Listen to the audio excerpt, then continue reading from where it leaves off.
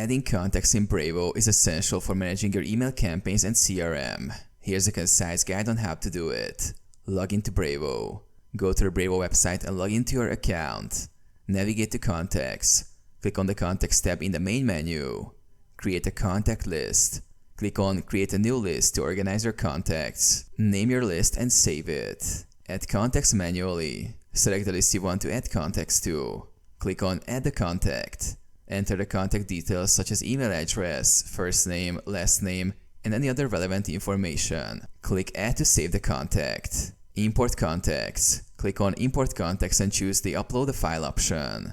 Upload a CSV or Excel file containing your contacts. Ensure the file includes headers for email addresses and other fields. Map the columns in your file to the corresponding fields in Brevo. Click Import to add the contacts to your selected list.